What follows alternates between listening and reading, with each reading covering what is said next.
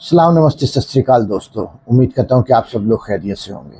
तो चलिए आज प्रोग्राम स्टार्ट करते हैं। मैं बलात्कारी नहीं हूँ, मैं पीडोफाइल नहीं हूँ, मैं ट्रेटर नहीं हूँ। ट्रंप को यह सफाई तब देनी पड़ी जब कार्यक्रम में हमला करने के इरादे से पहुंचे शख्स की चिट्ठी सार्वजनिक हुई। कोल थॉमस एलन नाम के इस शख्स ने वॉशिंगटन के हिल्टन होटल में फायरिंग करने से पहले अपने परिवार वालों को एक लंबी चिट्ठी लिखी थी। अमेरिकन मीडिया इसी चिट्ठी को कोल एलन का मैनिफेस्टो बता रही है। अमेरिका के न्यूयॉर्क पोस्ट में, जो वहां का एक मानव अखबार है, उसमें एलन की पूरी चिट्ठी छपी है। इस चिट्ठी से ही पता चलता है कि वो ट्रंप को रेपिस्ट, पीडोफाइल और ट्रेटर्स मानता है। न्यूयॉर्क पोस्ट के मुताबिक 1052 शब्दों की इस चिट्ठी में कोल एलन के हस्ताक्षर हैं, जिसमें गोलीबारी के लिए उसके रूल्स ऑफ एंगेजमेंट, उसने क्यों करा, क्या करा, ये हमला किस लिए करा, क्या रीजन था, सब बातों का खाका पेश करा गया। हमले वाली जगह पहुंचने से ठीक 10 मिनट पहले अपने परिवार के नाम भेजे इस चिट्ठी में उसने क्या लिखा, ये बताने से पहले मैं आपको एक बात और बता दूं। अमेरिका में एक बहुत बड़ा तबका हमले को स्टेट मैनेज घोषित कर रहा है। ये दलील दी जा रही है कि जिस तरह से सिक्योरिटी को ढीला छोड़कर उस हमलावर को वहां तक पहुंचने दिया, जिस तरह से एलन एक नहीं कई हथियार ले फायरिंग करता हुआ उस बोर्ड रूम के पास पहुंच गया, जहां पर अमेरिका के राष्ट्रपति, उपराष्ट्रपति, विदेश मंत्री, रक्षा मंत्री, बहुत लोग, सैकड़ों पत्रकार थे। यहाँ पर करीब 2500-2600 लोग मौजूद थे। तो ये सवाल तो बनते हैं बॉस। और इस पूरी घटना को संदिग्ध बताया जा रहा है। सोशल मीडिया पर पूरी दुनिया से लाखों करोड़ों लोग यही सवाल उठा रहे हैं। इसमें खास बात यह है कि सिर्फ ट्रंप विरोधी नहीं, बल्कि CIA के पूर्व अधिकारी भी इसमें कॉन्स्पिरेसी थ्योरी देख रहे हैं। सही सुना आप, CIA के पूर्व अधिकारी इस घटना को स्टेज कह रहे हैं। हालांकि पूरा मामला क्या है ये तो सही जांच होने के बाद ही पता चलेगा। ये सब तो उससे पहले के तरह तरह के बयान हैं, इसकी कोई तस्दीक नहीं कर सकता, मैं भी नहीं कर रहा हूँ। इन तमाम सवालों पे बात करने से पहले आइए हम एक नजर डालते हैं कि इस कोल एलन की चिट्ठी में आखिर क्या है। और उधर दूसरी तरफ ट्रंप से इसके आरोपों के बारे में सवाल पूछा गया तो ट्रंप ने सवाल पूछने वाली एंकर को ही कल और शर्मनाक क्यों कहने लगे। आखिर ट्रंप उस अमेरिकन एंकर पर ही क्यों नाराज हो गए, उस पर भी बात करते हैं। लेकिन सबसे पहले आइए हम चिट्ठी की बात करें। ये चिट्ठी है, इसको आइए हम हिंदी में ट्रांसलेट करके सब कुछ जानने की कोशिश करते हैं। इस चिट्ठी में कोल एलन ने लिखा, आज मैंने बहुत से लोगों को शायद चौंका दिया हो। शुरुआत में मैं उन सभी लोगों से माफी मांगना चाहता हूं जिनका भरोसा मैंने तोड़ा। मैं अपने माता पिता से माफी मांगता हूं। मैंने उनसे ये कहा था कि आज मेरा इंटरव्यू है, बट मैंने उनको ये नहीं बताया कि मोस्ट वांटेड के लिए मेरा इंटरव्यू है। मैं अपने सहकर्मियों और छात्रों से भी माफी मांगता हूँ कि मैंने पर्सनल इमरजेंसी का बहाना बनाया। जब तक कोई इसे पढ़ेगा मुझे शायद सच में अस्पताल जाने की जरूरत होगी, लेकिन इसे आत्म प्रेरित स्थिति नहीं कह सकता। इस चिट्ठी से लगता है कि वो 100% श्योर था कि इस घटना के बाद, इस फायरिंग करने के बाद वो पकड़ा जाएगा या फिर उसको गोली भी लग सकती है और वो अस्पताल पहुंच जाएगा। इसलिए उसने पहले ही पैराग्राफ में लिख दिया कि भाई मैं अस्पताल भी पहुंच सकता हूं। जैसे कि हमने आपको अपनी पिछली वीडियो में बताया था कि एक बेइंतहा काबिल आदमी है, इंजीनियर है, प्रोफेसर है और बेइंतहा बेहतरीन टीचर के तौर पर इसको अवार्ड भी मिल चुका है, जो हमने लास्ट वीडियो में हम आपको सब दिखा चुके हैं और बता चुके हैं। अगर देखा जाए तो एक बहुत काबिल आदमी था, एक बहुत अच्छा टीचर था, बहुत सारे छात्र और हैं भी। इस लेटर से उसकी मनोदशा समझने की हम कोशिश कर सकते हैं। इसमें वो आगे लिखता है, मैं उन सभी से माफी मांगता हूँ जो मेरे साथ यात्रा कर रहे थे, उन कर्मचारियों से जिन्होंने मेरा सामान संभाला और होटल में मौजूद अन्य निर्दोष लोगों से जिन्हें मैंने केवल अपनी मौजूदगी से खतरे में डाल दिया। सो इस पैराग्राफ में वो सबसे माफी मांगना चाहता है, जिस भी लोगों उसकी वजह से असुविधा हुई, चाहे वो होटल का स्टाफ हो, जिनके साथ वो ट्रेवल करके गाड़ी से या ट्रेन से, जिस चीज से भी कैलिफोर्निया से वाशिंगटन DC तक वो पहुंचा था। खबर ये भी है कि इसने होटल में पहले ही चेक इन कर लिया था इस मीटिंग से पहले, क्योंकि इसके पास हथियार थे। वो ऑब्वियसली किसी बैग में रहे होंगे, वो डिसमेंटल होंगे, उसने अपने रूम में ले जाकर उन सभी हथियारों को असेंबल भी किया होगा उस हमले से ठीक पहले। इसी वजह से उसने इन सब से माफी मांगी। चलिए देखते हैं इसकी चिट्ठी का अगला पार्ट। मैं उन सभी से माफी मांगता हूँ जो पहले पीड़ित हुए या मारे गए, उन सभी से मेरे इस प्रयास से पहले कष्ट झेले और उन सभी से जो आगे भी पीड़ित हो सकते हैं। मतलब इसे ये अंदाजा था कि जब ये अंधाधुंध फायरिंग करेगा तो उसकी जद में काफी लोग आ सकते हैं, काफी लोग मारे जा सकते हैं या घायल हो सकते हैं। चाहे मैं सफल हूं या मुझे माफी की उम्मीद नहीं है, ये भी लिख रहा है साथ में। ये बताना चाह रहा है कि मैं कितना बड़ा कांड करने जा रहा हूँ, उसके बाद मुझे माफी की उम्मीद नहीं है कि मुझे माफी मिलेगी इस कांड के लिए। देखा जाए तो ये किन लोगों से माफी मांग रहा है और किन लोगों से माफी नहीं मांग रहा, ये इस चिट्ठी से थोड़ा अंदाजा मिल सकता है। और वो वहां पर किसको टारगेट करने गया था, ये भी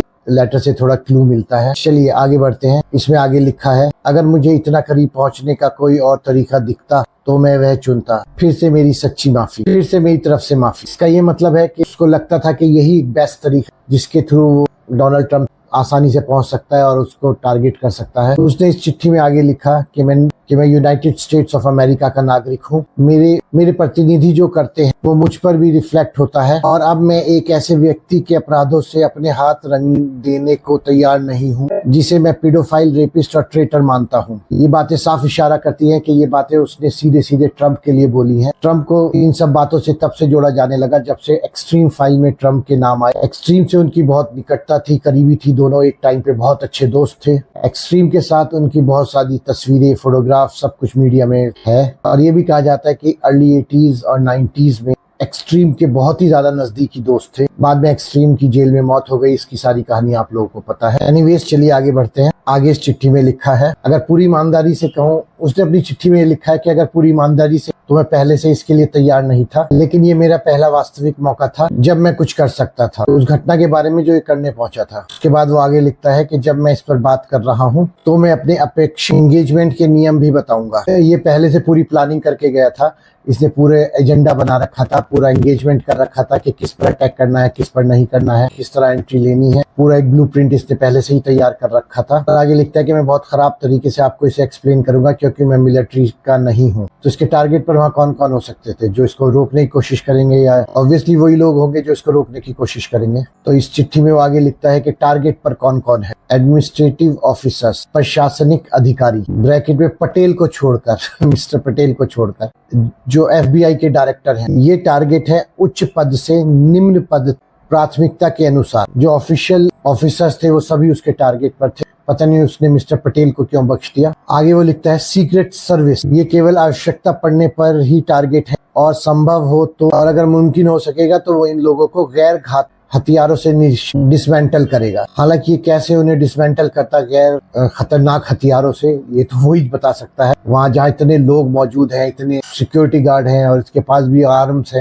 पता नहीं क्या लिख रहा है ये। वहीं इसके पास एक बड़ा गन था, एक छोटा गन था, चाकू थे और पता नहीं जो मीडिया में रिपोर्ट में आया वो तो सिर्फ इन हथियारों के बारे में बताया गया, और भी कुछ हो सकते हैं। आगे वो लिखता है होटल की सुरक्षा से जुड़े अधिकारी जहां तक हो सके टारगेट पर नहीं है, तब तक वो इस पर गोली नहीं चलाएंगे। मतलब national guard, hotel security, hotel से जुड़े हुए बाउंसर, उससे जुड़ी हुई सिक्योरिटी, उन किसी को भी इसको टारगेट नहीं करना था। आगे लिखता है होटल स्टाफ बिल्कुल भी टारगेट नहीं।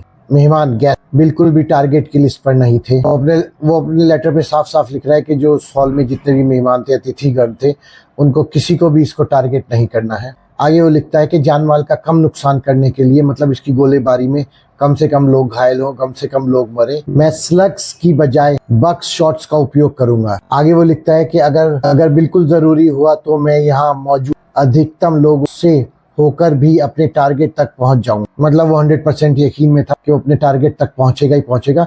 उसके लिए रास्ते में जितने भी लोग आएंगे, चाहे उसको उनको मारना पड़े, कोशिश करेगा कि उन पर हमला ना करे, बट वहां तक पहुंचने के लिए वो कुछ भी करेगा अपने टारगेट तक पहुंचने के लिए। इसकी बातों से, इसकी लेटर से आप भी अंदाजा लगा सकते हैं कि साफ इसका टारगेट ट्रंप और उसके प्रशासन के अधिकारी ही थे, जितने भी एडमिनिस्ट्रेशन ऑफिसर्स वहां बैठे थे या मंत्री, मिनिस्टर्स वगैरह, क्योंकि इस लेटर में उसने इसी तरह की बात लिखी है। आगे वो लिखता है इस आधार पर कि अधिकांश लोगों ने ऐसे व्यक्ति का भाषण सुनने का चुनाव किया जिसे मैं अपराधी मानता हूं, और इस प्रकार वो सभी लोग सहभागी हैं। मतलब उन सब लोगों ने उस गलत आदमी का भाषण सुन रहे हैं, तो इसलिए वो लोग भी गलत जो उसका भाषण सुन रहे हैं। इस हिसाब से वो सब लोग जो भाषण सुन रहे हैं वो सब लोग अपराधी हैं उसकी नजर में। जरूरत पड़ी तो वो सब लोग भी निशाने पर हो सकते हैं। आगे वो लिखता है मैं सच में उम्मीद करता हूं कि ऐसा ना हो। इसके आगे उसने खुद ही क्विज राउंड स्टार्ट कर दिया था अपने लेटर में। खुद कुछ क्वेश्चन करे, खुद उनके जवाब दिए। इस घटना के बाद लोग क्या ऑब्जेक्ट करेंगे, उनके क्या सवाल होंगे और उनका क्या जवाब होगा। पहले उसने अपने सवाल तैयार करे, उसे लगा कि लोग ये सवाल करेंगे, और उसका आंसर भी खुद ही उसने दे दिया। लोग उससे पूछेंगे तुमने ऐसा क्यों किया वगैरह, ऐसे सवाल जो लोग बाग उठाएंगे, तो उसका आंसर भी उसने पहले से ही रेडी करके लोगों को इन एडवांस बता। इन बातों से उसकी मानसिक स्थिति का पता चलता है। वैसे तो ट्रंप उसे पहले ही मान तौर पर बीमार घोषित कर चुके हैं, हालांकि वो बहुत टैलेंटेड और प्रतिभाशाली इंसान है। आगे वो अपनी चिट्ठी में लिखता है जिसकी हेडलाइन है पहली आपत्ति, एक ईसाई के रूप में तुम्हें दूसरा गाल आगे करना चाहिए। इसका जवाब वो खुद ही दे रहा है। दूसरा गाल तब आगे किया जाता है जब स्वयं उत्पीड़ित हो। मैं पीड़ित नहीं हूँ जिसके साथ बलात्कार हुआ, मैं वह मछुआरा नहीं हूँ जिसे मुकदमे के मार दिया गया, मैं वह स्कूली बच्चा नहीं हूँ जिसे उड़ा दिया गया, ना ही वह बच्चा भूखे मर गया, और ना ही वो टीनेज लड़की हूँ जिसका एडमिनिस्ट्रेशन के बहुत से लोगों ने शोषण किया। जब किसी और पर अत्याचार हो रहा हो और तब दूसरा गाल आगे करना ईसाई आचरण नहीं है, अत्याचार में सहभागिता है। ऑब्जेक्शन नंबर 2, यह तुम्हारे लिए सही समय नहीं। इसके जवाब में वो लिखता है, तो इसका जवाब वो देता है, जो भी ऐसा सोचते हैं उन्हें कुछ मिनट लेकर यह सोचना चाहिए कि दुनिया इसके बिना के बारे में नहीं है। क्या जब मैं किसी को बलात्कार, हत्या या शोषण करते देखूं तो मैं इसलिए आगे बढ़ जाऊं क्योंकि दूसरों के लिए यह असुविधाजनक है? यही सही समय है और सफलता का सबसे अच्छा मौका भी, जो मैं सोच सका। तीसरा उत्प्रियण, थर्ड क्वेश्चन, तुम सबको खत्म नहीं कर पाओगे। जवाब में वो लिखता है, कहीं ना कहीं से शुरुआत करनी। वो अगला सवाल लिखता है कि एक हाफ ब्लैक और एक हाफ व्हाइट आदमी के रूप में तुम्हें यह नहीं करना चाहिए। तो इसके जवाब में वो लिखता है, मुझे और कोई ये करते हुए नहीं दिख रहा, कोई और ये काम नहीं कर रहा, इसलिए मैं खुद इसको अंजाम दे रहा हूँ। और इस लेटर के एंड में वो लिखता है, सबको धन्यवाद, धन्यवाद मेरे परिवार को, व्यक्तिगत और चर्च दोनों को, और 31 वर्ष के प्रेम के लिए। मेरे दोस्तों को धन्यवाद, कई वर्षों की संगति के लिए। मेरे सहकर्मियों को धन्यवाद, विभिन्न नौकरियों में आपकी हेल्प के लिए। मेरे छात्रों को धन्यवाद, आपके उत्साह और सीखने के प्रेम के लिए।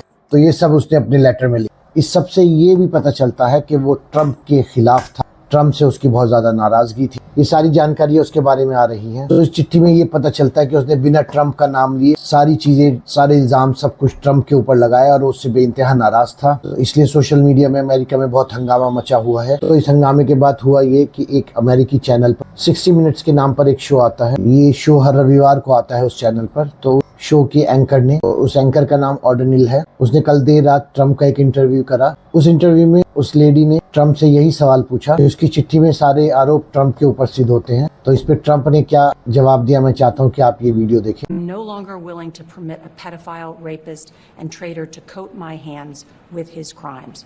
What's your reaction Well, to that? I was waiting for you to read that because I knew you would, because you're horrible people, horrible people. Yeah, he did write that. I'm not a rapist. I didn't rape anybody. Do you think he was referring to you? Excuse me. I'm not a pedophile. You read that crap from some sick person, but reading that because I'm not any of those things. Mr. President, and I these was are never, the excuse gunman's me. words.